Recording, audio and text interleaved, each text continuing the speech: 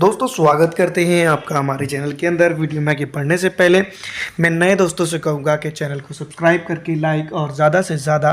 Share कर दीजिएगा। जैसे कि आप जानती हैं कि अब जो है तो लोकसभा चुनाव की तैयारियां हर पार्टी ज़ोरों शोर से कर रही है। आंध्रा के अंदर अगर बात की जाए तो पिछले लोकसभा चुनाव के अंदर जगनमोहन रेड्डी की पार्टी ने जो है तो दबदबा कायम किया था और 25 सीटों वाली लोकसभा सीट रखने वाली आंध्र प्रदेश के अंदर जो है तो 22 सीटों के ऊपर अपना वर्चस्व काफ़ी अच्छा लहराया था। दूसरी तरफ मैं आपको बता दूं कि भारतीय जनता पार्टी और कांग्रेस पार्टी जगनमोहन रेड्डी के सामने जो है तो काफ़ी कुछ धीमी रहेगी। पूरे हिंदुस्तान के अंदर अगर बात की जाए तो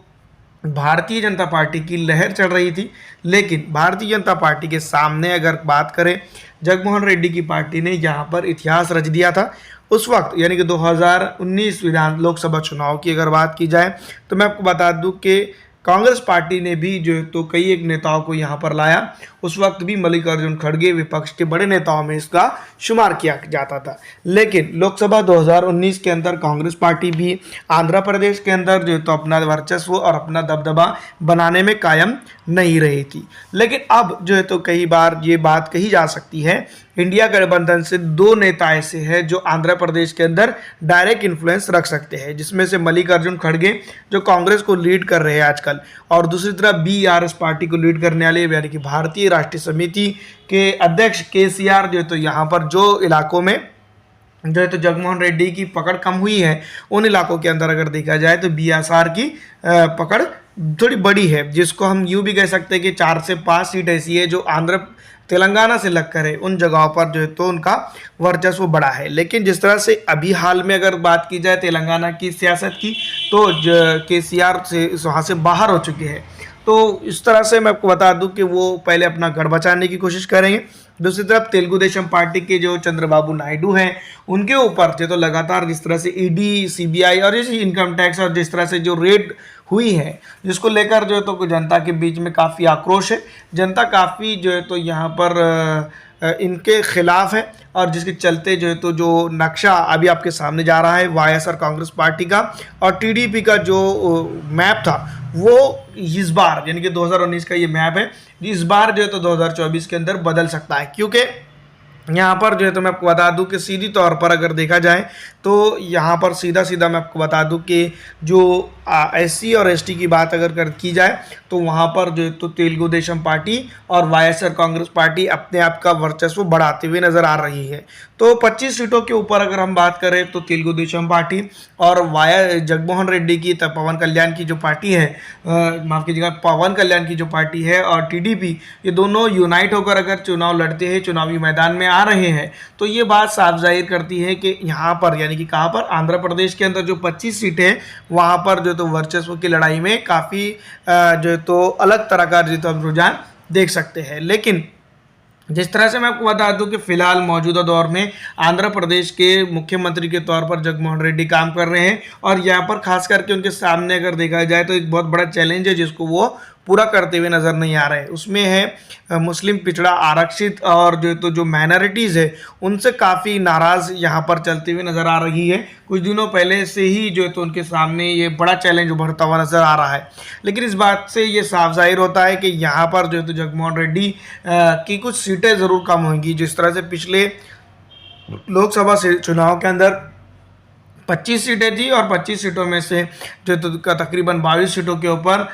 उनका जो तो वर्चस्व रहा था। और सेकंड नंबर की पार्टी के तौर पर जो तो टीडीपी रही थी जिसने 3 सीट भी हासिल किए थे और जो तो सबसे जो तो जगनमोहन रेड्डी के बाद सबसे ज़्यादा वोट लेने वाली पार्टी में जिसका शुमार किया जा सकता है। दूसरी तरफ पवन कल्याण की जनसेना पार्टी भी इसके अंदर जो है तो वर्चस्व रखती है। लेकिन अगर हम बात करेंगे तो इस बार भी जगनमोहन रेड्डी का यहाँ पर काफ़ी अच्छा वर्चस्व है। लेकिन अगर ये लोग कहीं ना कहीं अगर इंडिया गठबंधन के साथ चल जाते हैं तो उन 5 सीटों पर जहां पर मैं आपको बता दूं कि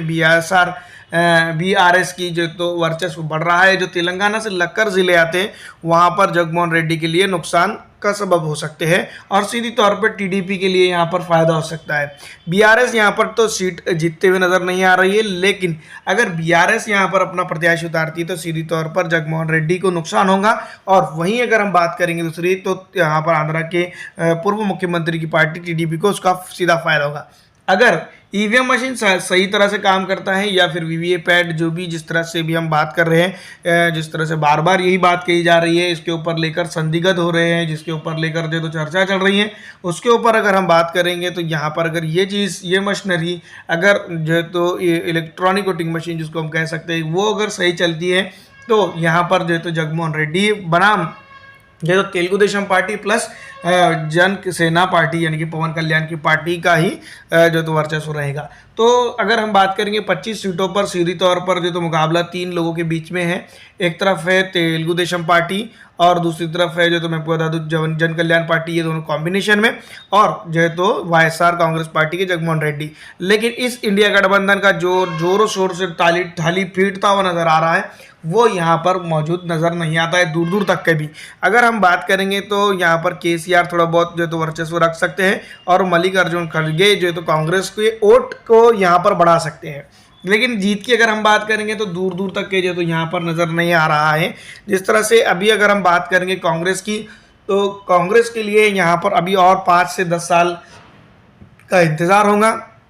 जैसे तेलंगाना राष्ट्रीय समिति का तिलिस्म जो है तो तेलंगाना के अंदर टूटा, वैसे ही जो है तो टीडीपी और वाईएसआर का तिलिस्म यहाँ पर टूटता है तो कांग्रेस यहाँ पर वापसी कर सकती है। लेकिन ये बात जो है तो मैं समझने की ज़रूरत है कि कब ये होगा और किस तरह से ये होने जा रहा है। दूसरी तरफ मैं आपको बता दूं कि मल्लिकार्जुन खड़गे की कांग्रेस पार्टी और एक तरफ है भारतीय जनता पार्टी, दोनों नेशनलिटी के तौर पर अगर देखा जाए तो नेशनलाइज पार्टियां हैं। टीडीपी, वाईएसआर और पवन कल्याण की पार्टी है, स्टेट लेवल में ही रहती है। लेकिन यहाँ पर दोनों ही नेशनल पार्टियों का वर्चस्व नहीं है। यहाँ पर पॉलिटिकल छतरप की ज़रूरत जो तो दोनों ही पार्टियों को ज़रूरी है। और इस नक्शे को अगर बदलना चाहती है, चाहे भारतीय जनता पार्टी हो चाहे कांग्रेस पार्टी हो,